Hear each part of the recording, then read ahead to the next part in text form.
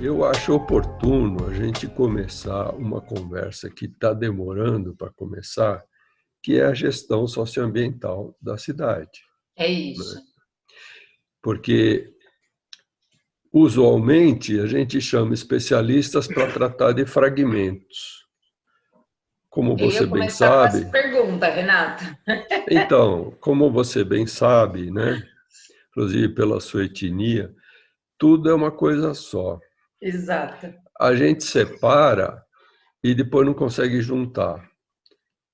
Cria especialistas, cada um vai falar uma coisa, mas essas coisas não se encontram, frequentemente colidem e se esmigalham e se anulam, com todo mundo fazendo o melhor possível. Então, É, não é nem de sacanagem, muitas vezes. Às vezes é, né? é, Aquela história de dividir para governar é de sacanagem. Mas a nossa estruturação do conhecimento do pensamento ocidental foi em cima da fragmentação, você sabe. exato. E isso justificou tudo, todas as sacanagens que vinha depois o padre abençoar o moribundo, o indígena que não tinha beijado a cruz, É né? verdade. Então, então, eu acho que a gente poderia começar a falar do que necessitamos, e não do que essa ciência ortodoxa colonialista nos obriga a pensar, né? Então temos que Eu, sair da caixinha, sair eu, da caixinha. eu quero pegar já então esse fio, porque eu acho que a gente pode começar o papo a partir disso mesmo, Renato.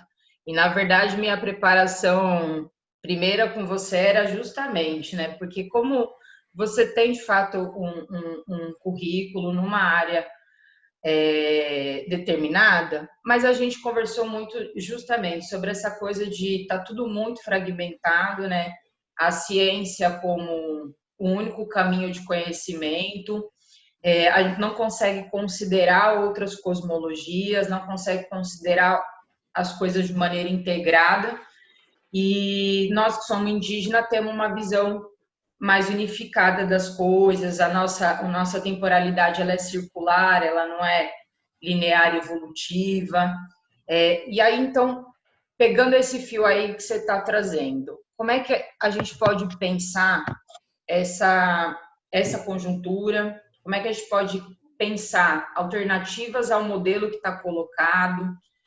Mesmo quando a gente discute crise ambiental, crise climática, cidades, de que perspectiva você acha que o território tem que ser tratado, Renato? Bom, eu relacionei aqui alguns desafios para a gente alcançar essa perspectiva, tá? Porque essa perspectiva não é dada, não é pronta, ela precisa ser construída, né? Então, nós teríamos os principais desafios agora é o processo de construção. Porque enquanto a gente não concordar, enquanto a gente não tiver visões que criem uma coesão, né, de significado, de importância, para chegar numa consciência, para da consciência chegar numa atitude, para a atitude chegarmos numa ação. Veja, é um processo longo, né? Então, eu odeio quando alguém fala, vou conscientizar alguém. Conscientizar é um ato reflexivo, né? Ou cai a ficha ou não cai. Você não vai empurrar a ficha para dentro da pessoa, para quem se lembra ainda do telefone com ficha. Mas trata-se disso, né? Então, é um processo de construção. E como é um processo de construção, tem algumas premissas para serem postas em construção e tem alguns desafios que vêm da nossa experiência profissional, humana, etc., que não foi especializada, mas foi generalista, né? A gente procurou sempre ter um trabalho generalista e não absolutamente especializado. Então, daria para a gente começar a colocar algumas questões mais gerais e alguns desafios, explicando cada um, né? Como esse é um processo que tem começo, ele também tem propostas de como começar, né? Mas isso, é claro, leva um tempo, né? O que a gente poderia fazer para ser compreensível é falar primeiro de algumas concepções que estão no fundo disso e depois entrar numa discussão de quais são as bases dessa estratégia, né? Quais são os desafios. Daí a gente, se for o caso, estiver de interesse, a gente detalha alguns desafios. Não vamos chegar ainda à proposta, porque levaria muito tempo, mas a gente pode delinear algumas. Eu acho que a primeira coisa, quando a gente fala de vida e de ambiente, a gente não fala de coisas, partículas, a gente fala de relações, né? Então, não é assim, o homem é feito de cabeça, tronco e membros. Eu sempre, desde criança, ficava aterrorizado com esse esquartejamento, né? Ou a gente é uma coisa ou não é. Mas piora quando você vai para o ambiente. O ambiente são árvores, são animais, é a fauna, a flora, e tem o que, não, que é pequenininho, que a gente não sabe e não vê, né? E tem o que é muito grande, que também a gente não sabe e a gente não vê. Então, sendo o ambiente e a vida relações, a gente precisa fazer o quê? Hoje, uma DR. Discutir a Verdade. relação, né? Então, estamos na hora de... Passou da hora da DR, tá? Então, dentro do contexto que nós estamos, de enfrentamento muito agudizado de vários desafios, né? Uma coisa que pode trazer uma aglutinação de ideias é o conceito de resiliência. Ele é um deles, né? Porque resiliência significa um monte de coisa importante, que é aquela coisa do bambu. Ele verga, mas não quebra. Ele resiste, ele se fortalece, ele aprende e ele se aprimora, né? Que é um pouco de Darwin também, que não é a sobrevivência dos mais fortes, mas a sobrevivência dos que se adaptam, né? E a adaptação, num contexto da teia da vida, é você cada vez mais compartilhar, cada vez mais entender o papel, a função e a relação com cada componente, vivo, não vivo, visível, não visível. Então, isso leva à necessidade da gente olhar a teia inteira, se abrir para a percepção dessa teia. A resiliência, ela, no momento que nós estamos vivendo, ela está sendo posta em xeque, que é a nossa capacidade de resistir com cidades absolutamente vulneráveis. É só acabar a luz ou acabar o Wi-Fi na cidade e acabou, acabou, né? É só estar cheia uma UTI e não ter respirador, acabou. É só você se conectar a outro por necessidades, acabou. Então, a gente está vivendo um desafio que é extremamente elevado e a gente vai ter que aprender e se fortalecer e se relacionar de modo diverso com tudo e todos, com os chamados recursos naturais, que é uma palavra capitalista, para o que a gente coisifica, né? A gente coisifica água, terra, commodity, soja, pessoas, né? Mão de obra barata, etc. Então, a resiliência, ela é uma, digamos, uma primeira meta. Como sobreviveremos? E para sobreviver, nós temos que enfrentar esses desafios. E a gente tem que conhecer os desafios. E esse conhecimento de desafios tem que ser amplo e difundido, não só para um bando de fanáticos ou para um bando de acadêmicos que ficam falando e publicando entre si, para si, sem nenhuma serventia quase para a sociedade, né? E hoje a gente está vendo no cenário da Covid, só para dar um contexto, que a gente vê propagandas meigas de gente que está no isolamento e vai ler um livro, cuidar de uma plantinha, cultivar relações. Aí você fala, mano, É isso. como é que alguém na quebrada É isso. vai fazer, vai ter uma planta? Como é que alguém na quebrada vai fazer qualquer uma dessas coisas se não tem nem comida para hoje à noite? Nem teve para ontem. Então, ou a gente, por outro lado, essas pessoas têm estratégias de vida que são obrigadas a ter, têm a sua resiliência. É. Mas as resiliências, então, nós temos que discutir, né, como é que a gente constrói uma resiliência junta, não separada em estratos sociais. Posso fazer Manda, manda. uma pergunta? Porque acho que você traz uma questão importante aí sobre essa coisa das relações, né? Que a gente sabe que dentro, né, do capitalismo tende a sempre ser mercantilizada, mas eu acho, e aí eu quero ver com você se estou muito enganada, né? Porque a gente entrou nessa era da tecnologia em que, na verdade, as pessoas só se relacionam via ou mediada pela tecnologia. Então, é o que você coloca, a hora que acaba o Wi-Fi, não tem, né? A cidade para, a hora que acaba a luz, a cidade para, a hora que você não consegue falar com alguém pelo WhatsApp, né? As pessoas querem já encerrar relações. E aí, eu tenho a impressão de que tem uma contradição, né, nessa conjuntura que a gente está vivendo. A gente precisa mediar as nossas relações a partir disso, que a gente não conseguiu construir outra forma de se relacionar com tudo, né? E não vamos dizer com as coisas, com tudo, né? Com as pessoas, com o ambiente, com o que se considera mercadoria. Mas, ao mesmo tempo, tem uma certa fragilidade na construção dessas relações mediadas pela tecnologia, que é essa coisa falsa, né? De você ter uma pessoa ali que cultua a sua plantinha, mas que não está pensando esse todo de maneira integrada. Só que na periferia, de fato, as pessoas não têm essa condição, elas tiveram que se adaptar a outro tipo de processo, é uma resiliência ali no duro da vida, né?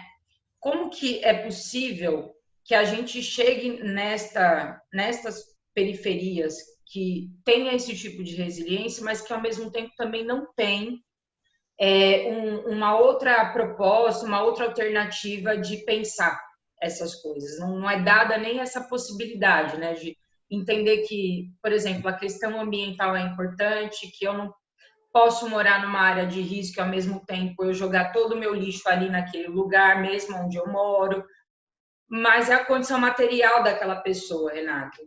Então, eu percebo que a gente vive várias contradições dentro desses processos, né? Na realidade, eu até me indisponho com a palavra contradição, porque eu acho que a contradição é contradizer, né? É Ah, dizer, é fazer algo contra o que você disse. Na realidade, o sistema não se contradita, ele é isso, né? Ele se alimenta de um contingente, você sabe bem disso pela tua formação, de um contingente que é beira a escravidão, né? E hoje a gente está indo esticando ainda mais essa corda. Então, não há uma contradição, no meu entender.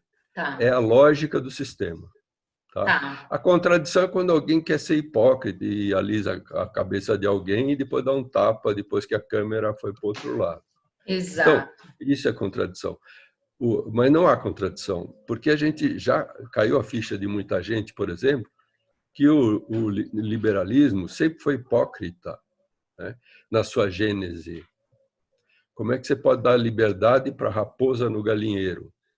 É absolutamente hipócrita isso, né? Então, não é falta, não é porque agora os neoliberais estão descobrindo que existem efeitos deletérios do neoliberalismo que não conseguiu levar a saúde, segurança e bons modos para todo mundo. Então, é, é ridículo isso, né? Então, isso é a primeira observação. A segunda é o seguinte: é luta política. Estamos falando de luta política, né? Estamos falando da partilha ou do, eu uso melhor a palavra compartilhamento mais justo de todas as relações e todas as possibilidades que estão presentes e poderiam e deveriam estar presentes em todas as vidas, né? Em todas as formas de vida, porque a gente precisa de toda, até da baratinha. Então, é daí que eu digo que é um processo a ser construído. É um processo que parte da base, mas não somente da base, porque nós temos que aprender com todos, como dizia Paulo Freire. Ninguém sabe tudo, ninguém ignora tudo, todos aprendem com todos. Então, a gente tem que começar processos dessa forma. Processo de construção de base, de topo, de lado, de etc. Um processo dialógico, né? Com uma cultura de paz, de preferência, em que você abre a escuta para o outro e considera a alteridade, inclui essa alteridade e vai em frente com isso. Então, por isso que você falar em gestão ambiental da cidade não é começar de top-down, né? Lá de É, cima, alguém, um sábio, disse, nós vamos. Porque não, nunca rolou isso, né? Nunca, nunca. Então, já passa da hora dessa DR, né? Então, a gente precisa abrir os canais e as percepções, ter locais e estruturas e formas de comunicação, de educomunicação, que é você ouvir alguém, por exemplo, filmando a sua vida e contando a sua vida para ouvir a outra e para você aprender um com o outro, né? Abrir formas de que isso seja possível e não apenas, né, caricaturizando isso numa novela da Globo, é. né? A gente precisa de legitimidade, né, de falar em primeira pessoa. Então, a gestão socioambiental, ela parte disso, mas e dentre suas propostas está esse processo de construção. Tem que estar, porque se não tiver, não vai ter, né?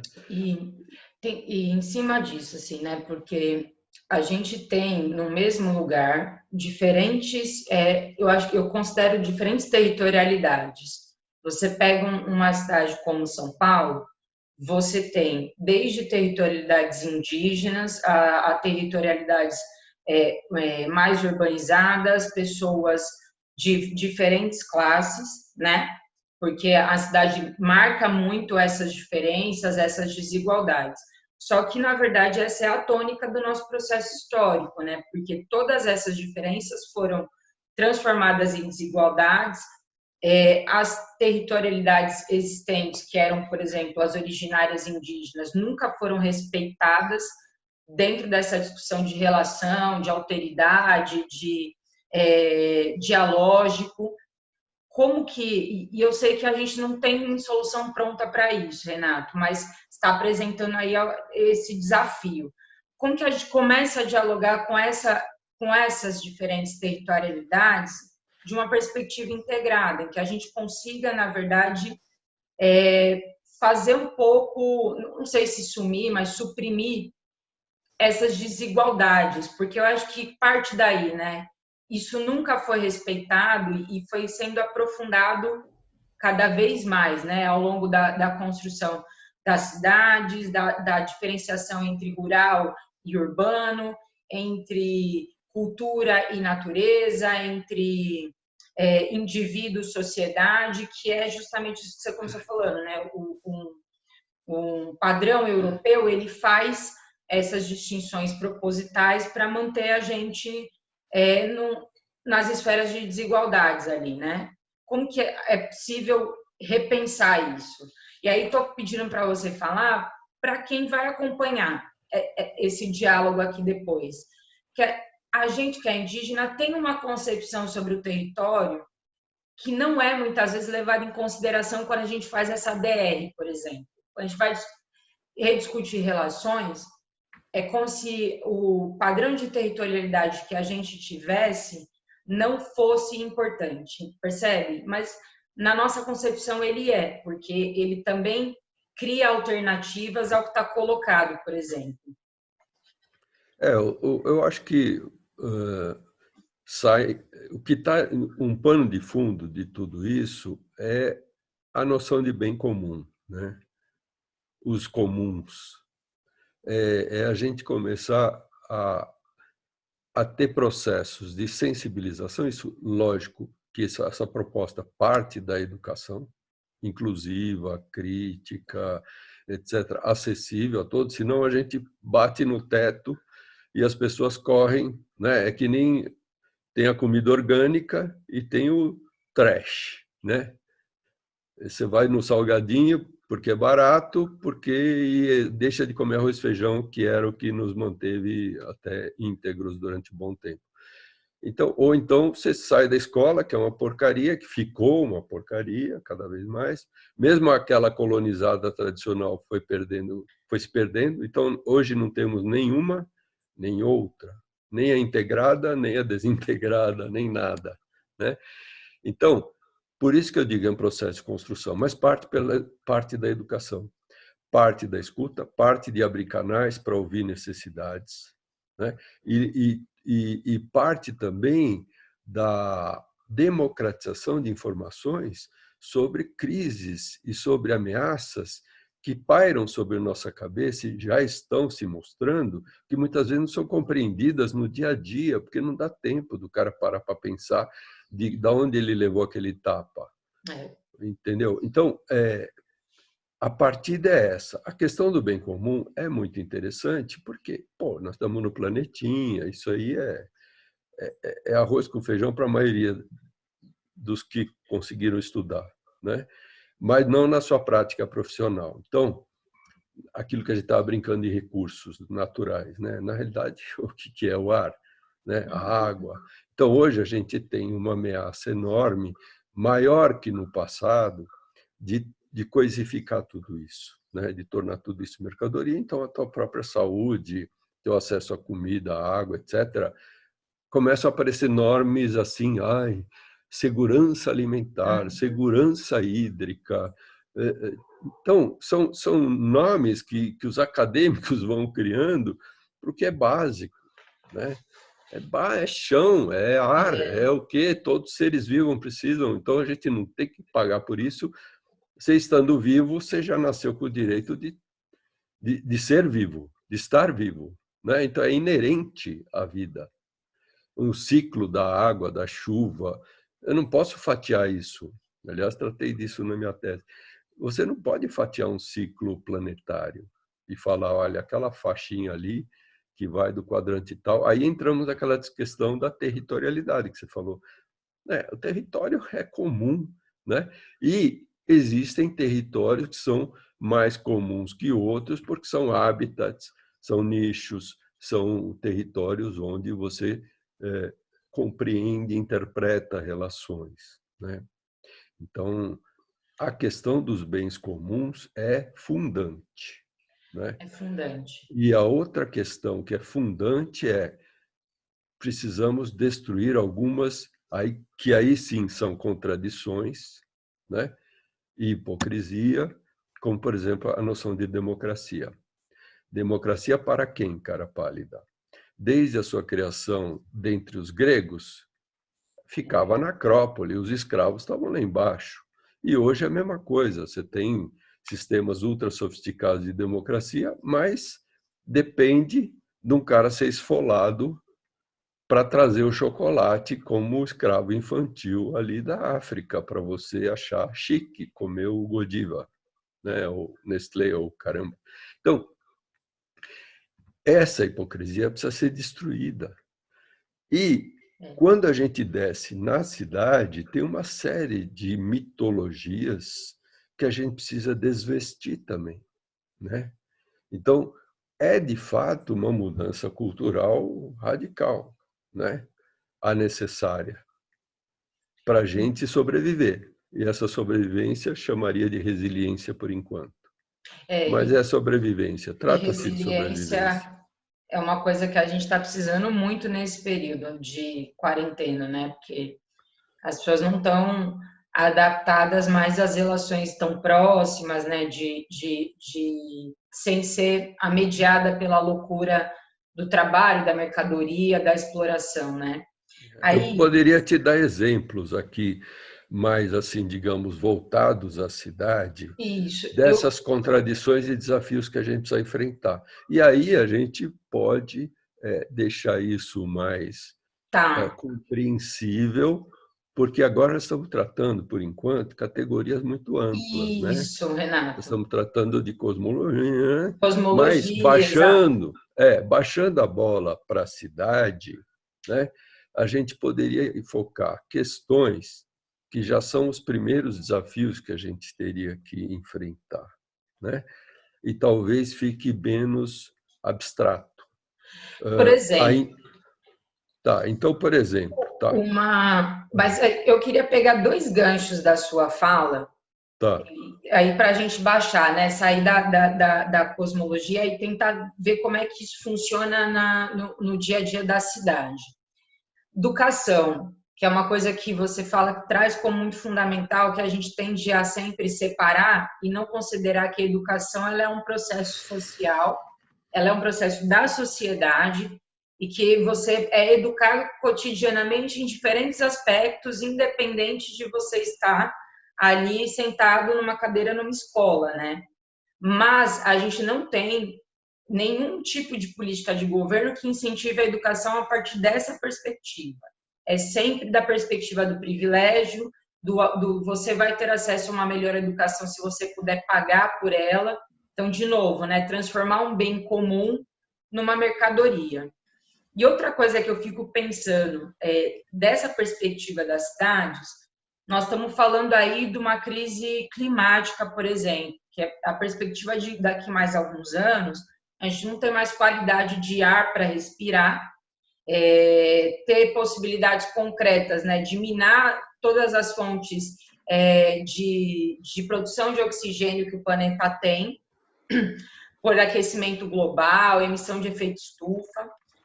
E aí, as pessoas ali no chão, no cotidiano, continuam circulando com carro. Mas a gente teve uma política de 12, 14 anos no Brasil que foi incentivar as pessoas a comprarem carro, né? E botar o seu carro para circular. Como que eu chego nessa periferia hoje, que tem lá o seu carrinho, e falo para elas, então, para a gente salvar o planeta, eu preciso tirar carro da rua. Porque, percebe, Renato, essa democratização da informação, ela não acontece. Então, na cabeça ali da pessoa, no dia a dia dela, ela não consegue olhar para esse geral da crise climática e entender que o carro que ela coloca na rua todo dia para ela andar só ela é um dos responsáveis por isso. Como que a gente dialoga com isso, entende? Num olha, tem desafio uma mais coisa, concreto. tem uma coisa muito importante, eu não sei se você teve acesso, mas tem duas frentes que acabaram tardiamente se fundindo em alguns eventos e situações políticas. De um lado, tem o olhar social e, de um lado, tem o olhar ambiental, Tá, né? E esses dois lados custaram muito para conversar, né? sim. E hoje, né, a gente está chegando numa pororoca, no bom sentido, sempre é no bom sentido, né, desses elementos, que nós temos cientistas que chegaram lá na frente a estudar quais são os limites planetários, ou seja, aonde que a gente já está rompendo ciclos ou está alterando ciclos vitais biogeofísicos, químicos, etc., né? E esses cientistas chegaram a conclusões importantes, como quais são esses pontos de ruptura dos limites planetários. E chegaram à conclusão de que esses sim são limites planetários com base em tudo que sustenta a vida na Terra, as atividades econômicas, o bem-estar humano, etc. Tá? Então, eles chegaram de 9 a 11 limites planetários. Só para ilustrar, né? Tem a poluição química, tem a perda da biodiversidade, tem a questão do consumo da água, a questão da mudança climática, né? E uma série de outros limites. Tá? Então, eles foram mapear a quanto nós andávamos em relação a esses limites. Se a gente já estava se aproximando da zona mais crítica, ou ainda tinha uma folga, ou tinha já passado da conta. Então, eles chegaram à conclusão que nós passamos da conta em alguns, e em outros limites nós estamos chegando no nível perigoso. Tá? Onde nós passamos da conta? Crise climática, mudança do clima. Onde a gente outro passou? Perda da biodiversidade. A extinção de espécies aí está para demonstrar isso. Né? Outro que a gente passou da conta foram os ciclos de carbono, de nitrogênio e fósforo. Nitrogênio e fósforo, com os pesticidas, os agrotóxicos, principalmente os fertilizantes. Então, a gente rompe limites importantes. Tá? Então, esses cientistas, depois a gente pode conversar com calma sobre isso. Outro lado, a constatação do ponto de vista social de que muitas pessoas não têm o mínimo para viver. E a constatação também que tem gente que vai além do máximo disponível. Né? Então, só para você ter uma ideia, há alguns anos atrás, algumas organizações internacionais chegaram à conclusão que, se fosse para manter, né, todas as pessoas vivas, né, o que tinha de possibilidade de recurso na Terra, daria para manter 13,8 bilhões de habitantes pobres. Então, se todo mundo fosse pobre, daria para sobreviver 13,8 milhões. Só que não, né? Só que aí, se todo mundo fosse classe média, daria para viver 5,6 milhões de habitantes, bilhões de habitantes. Bilhões. Se todo mundo fosse país desenvolvido, daria para viver 3,2 bilhões. Se Nossa. todo mundo fosse americano, daria para viver 1,8 bilhão de habitantes. É gritante. Então, aí a questão é a seguinte, você tem que caber. A gente vai ter que caber sem pensar em matar gente, né? Evidentemente, mas isso está na cabeça de muitos. Então, eu até brincava nas aulas, falava, gente, se a gente tivesse que sobreviver, muita gente fala que tem muita gente na Terra, que a gente, né, precisa controlar a natalidade. Supondo que a gente tenha poucos meios de controlar a natalidade, né, olhando esses números, de quem a gente deveria controlar a natalidade? Do americano ou do pobre? Se cabe muito mais. Então, mas para quem são dados? Quem é esterilizado até involuntariamente durante décadas no Brasil e na América? Quem é pobre, né? Então aí esse lado social chega à conclusão que nós temos que ter um piso social.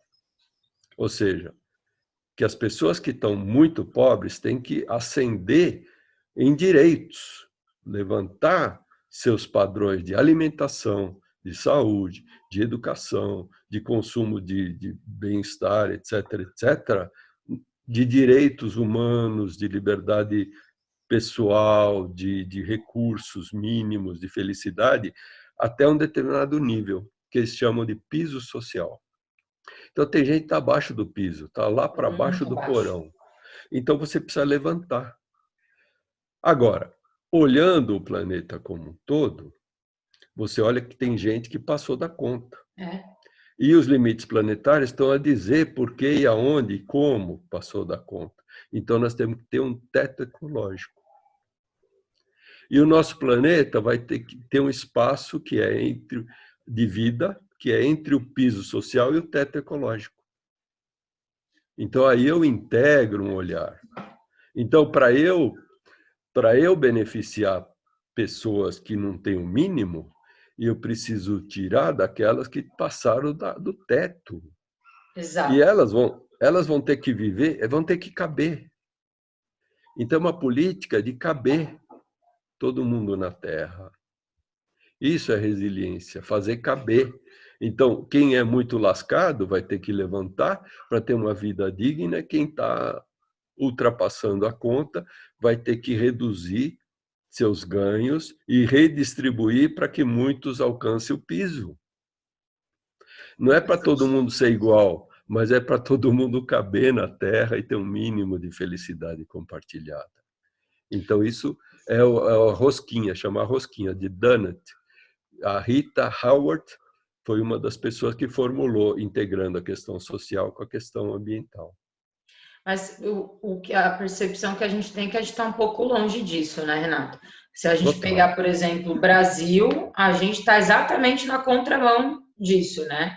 Está no acúmulo, cada vez mais batendo tetos ecológicos, o piso social cada vez mais baixo, e uma concentração cada vez maior num pequeno grupo, né, de pessoas, assim, tá na contramão completa. Privatização, liberalismo, é exatamente o oposto que você está propondo, né? Não, na realidade, essa proposta é de muita gente, né? Aí eu quero destacar uma coisa importante, que é o seguinte: não está todo mundo parado olhando o mundo se acabar, né? Então, tem muita gente digna, com conhecimento, que ainda consegue fazer pesquisas, que ainda consegue disseminar alguns princípios e algumas políticas nacionais e internacionais, né? A imbecilidade não atingiu todo mundo. Ainda bem. Não foi todo mundo. Então, essa doença, na gente, alguns têm anticorpos, outros, coitados, não têm porque não tem condição, né? E alguns são de má fé mesmo. Então, a questão é a seguinte: isso foi tratado em meados de 2015, quando se atualizaram, né? Até antes disso, na Rio +20, o pessoal já estava falando disso, né? Porque já tinha saído estudos em 2009 e depois saiu melhores em 2015. Então, essa é uma coisa antiga, já para os nossos padrões de tempo, né?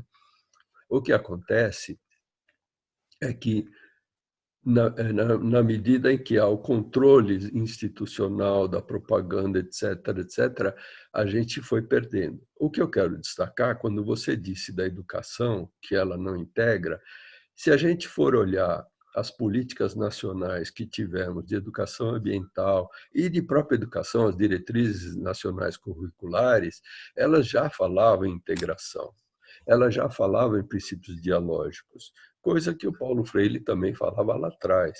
Então, na realidade, nós não estamos descobrindo a pólvora. Exato. O que a gente precisa, né, é dar peso, né, a esse conjunto de propostas, ideias, que até em parte se materializaram em muitos países, né, para isso ser uma pauta de luta e a gente ter, de fato, a partir da educação que você, como bem ressaltou, não é só formal, é informal em qualquer espaço, né, a gente começar a reacender essa chama de baixo.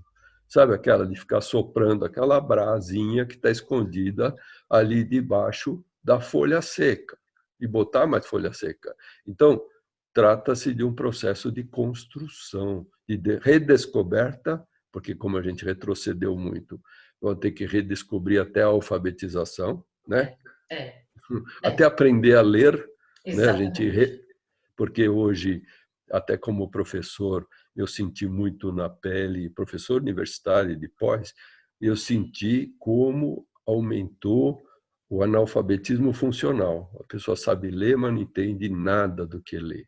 Ela recita e não carbura, não integra. Então, a gente vai ter que reaprender um monte de coisa em relação ao estágio que já estávamos até 2015, 2016.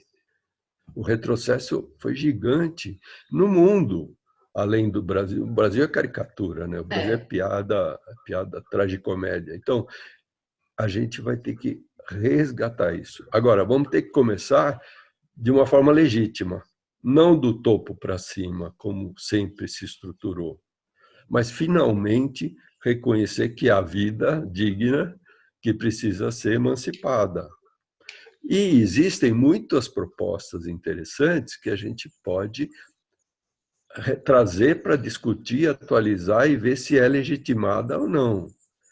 Então, a gente não está saindo do zero em nada, em nenhum campo, porque tem muito conhecimento por aí. O que a gente precisa é botar ele a serviço. Então, uma proposta revolucionária é colocar esse conhecimento a serviço de todos, e não só de poucos. Então, Exato. isso muda muito. A cidade é a serviço de todos e não de poucos. Isso muda tudo na cidade. A cidade é o espaço de negócios hoje. Ela não é espaço de vida. Ela não é Não. um bem compartilhado cultural. Ela é Uma, business. e aí, assim, porque eu concordo, eu acho que a gente tem mesmo, todas essas propostas, elas existem, estão colocadas, a gente tem possibilidades bem reais de realizá-las. Mas eu fico olhando o Brasil hoje. Eu sou uma pessoa muito otimista, Renata. Eu acho que a gente sempre tem meios de sair para coisas melhores. Mas pegando essas questões, né, a gente já está num ponto de ruptura de vários desses tetos, né? Seja o climático, seja o de biodiversidade, nós estamos já no ponto de ruptura, né? É isso que as análises dizem, já entramos nesse ponto de ruptura.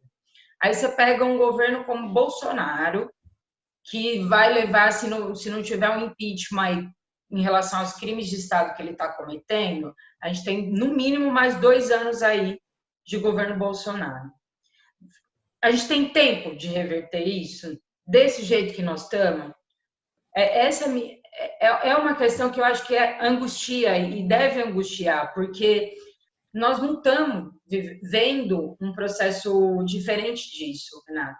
A gente viveu um período em que esses direitos sociais foram considerados, em que a gente teve alguma revisão da tal democracia, né? Maior inclusão social, subimos o piso das classes mais baixas, garantimos outra perspectiva sobre a biodiversidade, sobre o clima, mas nós entramos no ponto de ruptura exatamente num governo que considera que tudo isso é uma balela, porque é assim que o Bolsonaro trata essas questões, como se elas fossem menores, e na verdade a gente sabe que o objetivo final é manter o privilégio de 3% da população brasileira, dos mais ricos, dos que já ultrapassaram esse teto há muito tempo.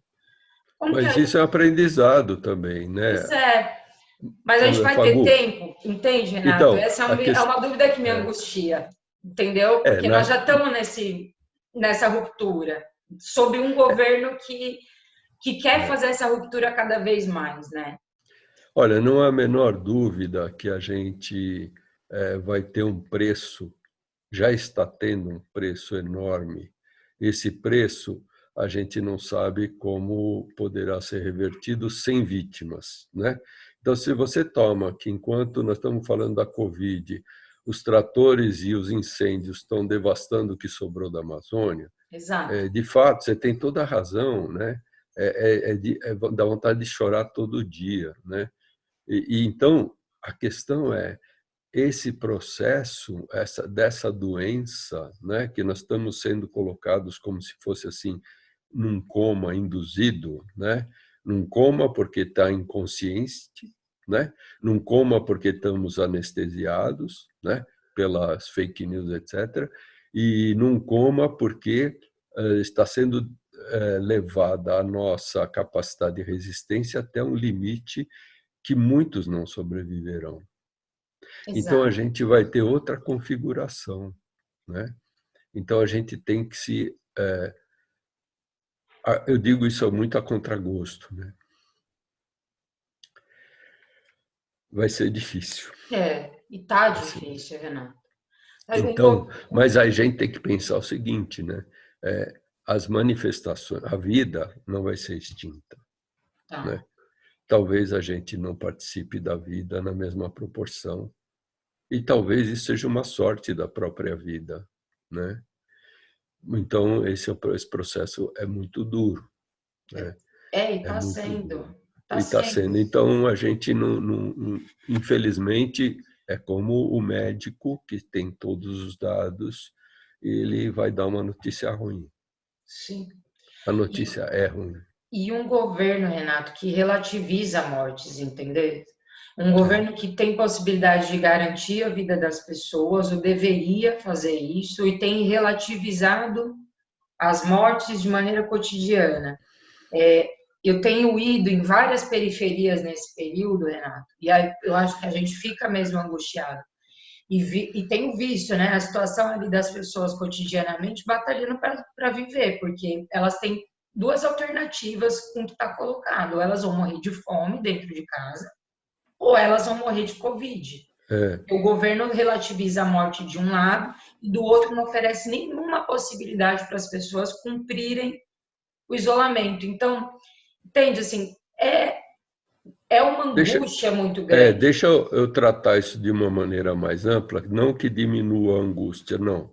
É Tá, como se a gente olhasse a paisagem, não só a árvore que está na nossa frente, tá? tá, Olhando a paisagem, fica claro que na própria história do Brasil, né, a população nunca participou de nada. Claro que houve movimentos, houve massacres, houve tentativas de rebeliões em que o povo era protagonista, né? E justamente por isso foi massacrado, né? Então, se a gente for olhar a independência, a república, a abolição da escravatura ou a retomada de democracias várias, né? O povo sempre foi espectador. Ele é plateia, ele não é povo, né? Como já dizia o escritor no início do século passado. Então, passa da hora do povo ser protagonista. Por isso que a nossa retomada, discutir a DR é tão importante, sim. né? É como aquela mulher que só apanhou na vida dela desde criancinha. Tem uma hora que não vai dar, não vai vir um outro homem para salvá-la num cavalo branco que veio É. saído de um romance. Ela vai ter que, como já está tendo, como já sempre fez, né? Então, nós nunca tivemos muitos períodos de democracia aqui, mesmo a parcial. É, E quando a gente olha, a parcial é muito parcial, né? Então, na quebrada, a democracia não rola. Eu estava vendo agora uma reportagem do Nacife com um cara que vive na favela do Jacarezinho e falando, meu, aqui os caras entram matando. Não tem esse papo de democracia não existe. Então, na realidade, nós vamos ter que começar de baixo. Ou a população toma essas rédeas, ou então ela vai acontecer o de sempre. Se ela for necessária, vai ser mantida como gado. Olha, tem um cara que foi entrevistado pelo Bob Fernandes, que eu até recomendo que seja assistido, um historiador baiano, né, que ele estudou a escravidão baiana em meados do século XIX, 1850 por aí, e ele estava relatando que muitos, alguns, não tantos assim, negros conseguiam a alforria trabalhando para seus donos, mas não na lavoura, mas sim como entregadores de coisas, ou para despejar esgoto, ou para buscar alguma coisa, etc, etc, etc. Esses caras, eles conseguiam ir juntando um dinheiro para pagar sua alforria, mas há duras penas, muitas décadas trabalhando para isso acontecer. E eles eram mantidos vivos e bem alimentados pelos seus proprietários, porque era o seu capital. O escravo era o seu capital, era o seu cavalo. Você não vai matar o cavalo sem deixar ele de comer, ele não vai funcionar, né? E esse cara fez o paralelo com o delivery, com a uberização. da vida. Meu, tá muito pior. Tá muito pior porque se o cara adoece, dane-se. É Se, isso. se a moto dele quebra, a bicicleta quebra, dane-se. Se ele se acidentar, dane-se. Dane-se. Se ele não conseguir comer, dane-se. E ele ganha cada vez menos, né? Então, o paralelo que ele fez com a escravidão foi chocante. Nós estávamos em pleno auge da escravidão nessa época. E os escravos eram mais bem tratados que a galera do delivery hoje, né? Então, é muito fácil retroceder, mas principalmente se você não acumula forças. Não tem segredo aí. Você Não precisa tem. acumular força. Acumular E as força. pessoas têm que saber a força que tem. Parou, parou. Uma fábrica, o cara pode se achar dono de uma ideia magnífica, empreendedor do cacete. Se não tem ninguém para fazer, maluco, Não a vai casa sair. caiu, a casa caiu, entendeu? Então, a própria ideia de greve é essa, né? É mostrar quem é que realiza as coisas, né? E quem acha que tem privilégios fica com o seu privilégio guardado na gaveta. É, Então, essa questão é de fundo. O Brasil precisa aprender, a população precisa tomar as rédeas da sua própria vida. Não tem segredo por aí. não tem. A situação que nós chegamos é prova de que funciona a geopolítica da guerra sem armas, né? Que o Noam Chomsky já descreveu. Né? Isso. Tudo que ele descreveu está sendo feito, realizado, É, visível a olho nu. Então, nós estamos numa guerra de cachorro grande também. Por isso que dentro da nossa estratégia de gestão ambiental, nós não temos que olhar só o local, nós temos que olhar o contexto, o global. jogo. Nenhum jogador de futebol consegue ser bom se ele olhar a própria bola. Porque se ele olhar só a própria bola, ele vai comemorar até gol contra. É verdade. E é isso que nós estamos fazendo, nós estamos comemorando gol Gol contra. contra. Então, e saído para festejar, quer dizer, então você percebe, o que eles conseguiram é pior do que o Zika e chikungunya, que trouxe a microcefalia, a anencefalia. Nós estamos perdendo a capacidade cerebral de refletir, né? É, E em testes internacionais está se mostrando que o quociente de inteligência está diminuindo. É chocante. é chocante Então, é isso. chocante. É como você ter um puta de um computador em casa que só sabe mexer no Word. Exato. Então, nós estamos minimalizando. Agora, o que é importante de tudo isso, Pagu, é que nada disso acontece como sendo uma praga do faraó. Isso tudo é construído. É, São bilhões injetados para que isso assim seja. Então, não é uma praga divina. Não, é humana e ela é construída. E as pessoas precisam ter, nos seus processos educacionais, também a consciência de que isso está sendo construído, que o dinheiro está indo para isso. Para onde vai o dinheiro? Quando você quer desmontar o crime organizado, os caras falam follow the money, ou seja, siga o dinheiro, né?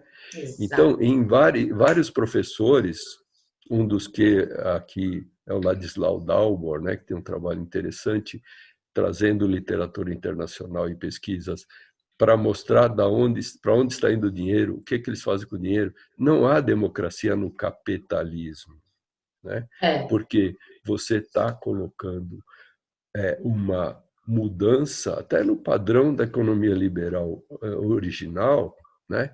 Que é você está concentrando o poder. Não tem mais concorrência.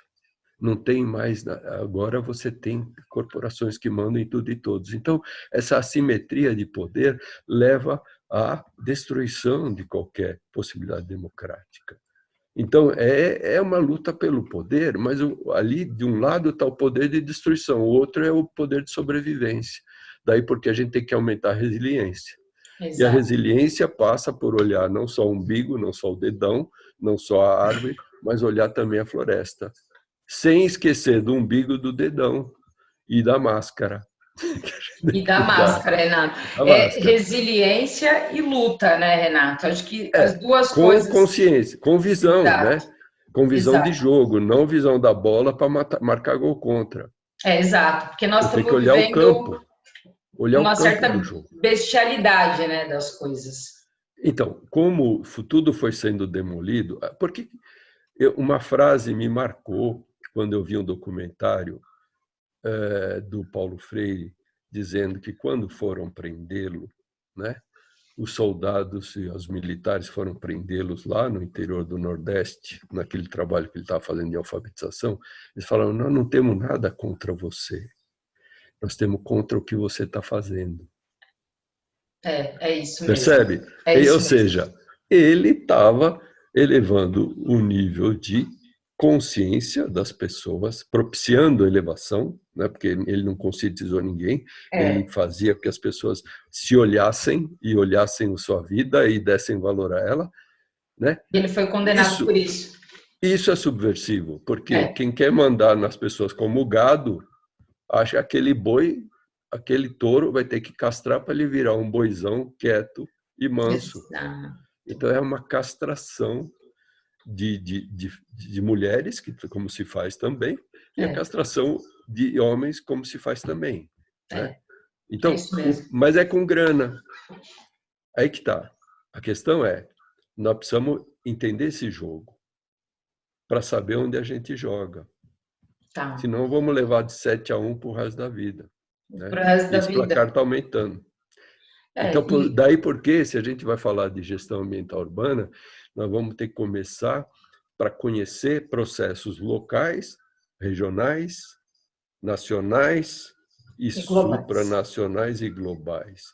Porque senão a gente vai ser o idiota fundamental, que sempre vai tomar porrada e não sabe de onde veio. Né? É verdade.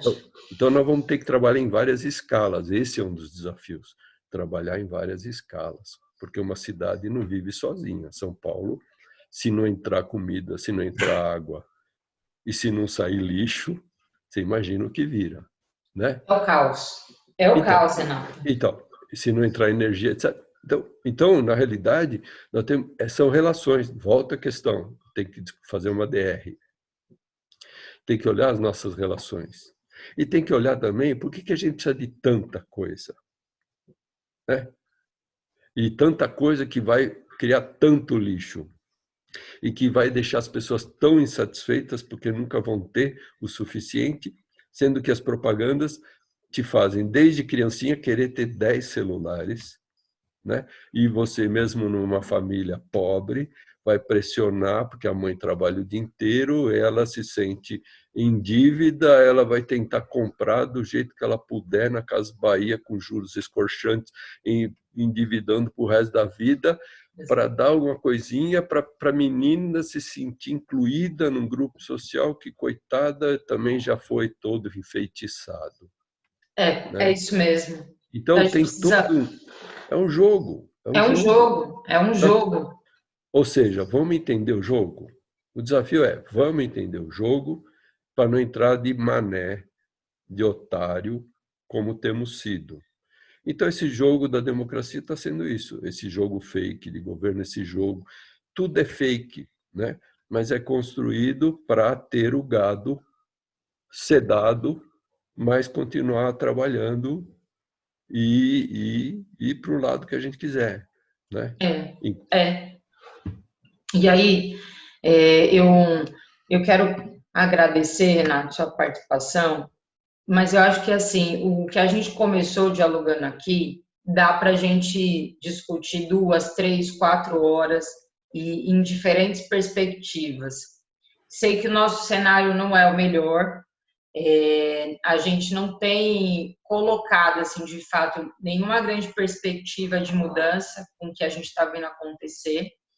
E sei também que a democracia tem esses limites aí que você está apresentando, e que justamente mantém, né, as pessoas no lugar que os governantes acham que é o lugar devido delas, contanto que eles possam continuar fazendo o que eles planejam. Mas eu não posso me furtar a perguntar para você, já que eu estou pré-candidata a vereadora, portanto, de algum jeito eu participo, e vou, de alguma forma, contribuir com o que eu acredito que tem que ser a melhoria do sistema representativo. E aí, a minha pergunta do dia para você, para a gente poder encerrar, é de que maneira que você acha que é possível, mesmo com esses limites colocados, que pessoas como eu ou outras candidaturas que real, estão repensando esse modelo, podem contribuir dentro desse sistema? Olha, eu acho que é trazendo a pauta dos que estão fora da pauta, né? Muito bem. Isso é uma coisa. E outra, e desmascarando as pautas hipócritas no seu alcance, Uma com pedrinha dados, ali no sapato, né? com dados. Tipo, essa ação que você está propondo. Eu proponho, em geral, 4 ou 5 perguntas para abrir a caixinha preta das políticas, né? Isso que você está propondo é para quê? Para quem? Aqui. Quem vai pagar? Exatamente. E quem vai colher seus efeitos? Que efeitos são esses? 4 perguntas. Ou então, pode botar uma quinta, mas é no começo, que é por que você está chegando à conclusão que isso é necessário? Né? Começar pelo diagnóstico. E depois, para quê? Para quem? E quem vai pagar? Quem vai tomar? Muito Né? bem. Porque com essas perguntas, a gente começa a desvestir a retórica hipócrita, que aí é contraditória, porque vende uma coisa e entrega outra. Tá? Então, eu E acho que se isso. E tem dados hoje, a gente está beneficiado por um conjunto de dados que permitem a gente desvestir, construir essas respostas. Né? E então, é isso que eu proporia.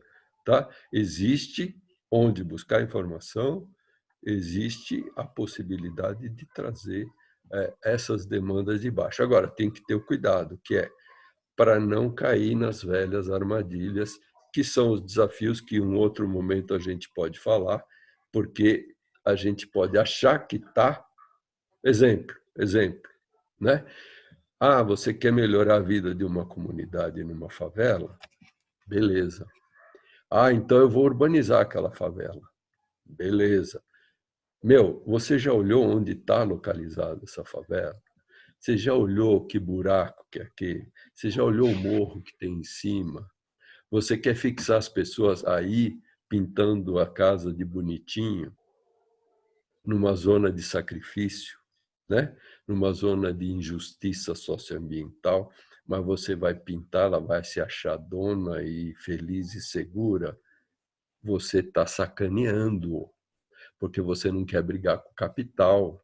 Você quer Exato. manter ela no buraco e pintar o buraco, botar uma lâmpada lá no fundo do buraco para ela. Então, isso é o exemplo de uma política sacana com cara de bacana. Tá? Exatamente, Renato. Então, você valoriza uma área, expulsa as pessoas que não podem pagar mais daquela área para mais longe. Exato. Para depois você ir atrás, tentar fazer a mesma coisa e valorizar todos os terrenos chique e bacana, desse buraco até o outro buraco, para continuar eternizando a especulação imobiliária, sem brigar com o capital, que adora que você faça isso, e achando que as pessoas estão felizes ali. Esse é um exemplo de uma falácia que foi uma política de vários partidos, que é escrota, para dizer um É, nome elegante, tá? é E que escrota essa coisa. muitos se meteram nessa, alguns até com boa intenção, mas o seu resultado é o pior dos mundos. É isso. Eu vou deixar isso claro, que ou a gente trata desses desafios, ou a gente vai continuar reproduzindo o pior dos mundos, achando que está fazendo a diferença. E não Tá? tá, né? Não está. Não virou nenhuma diferença, na verdade, para ninguém, né? Nenhuma. Só está Nada. piorando o ambiente e a sociedade. Bom, meu comprometimento é construir outra coisa, Renata. É a diferença, é questionar, é pé na porta, é sistema do capital. Então, no que depender de mim, nós vamos travar uma guerra grande ali naquele espaço. Uma pedra no Boa, sapato dessa gente. boa. Podendo ajudar, eu ajudo. Muito obrigada, viu, Renato? E olha, eu Tudo de quero bom. muito, quando terminar esse isolamento, da gente poder conversar pessoalmente, dar um abraço, se acolher e poder tocar para Legal, frente esse papo aí com mais tempo. legal. Agradeço muito, Tudo... foi muito produtivo, muito legal. E me emocionou também. Eu fiquei Tudo de emocionada bom. Eu também, porque também.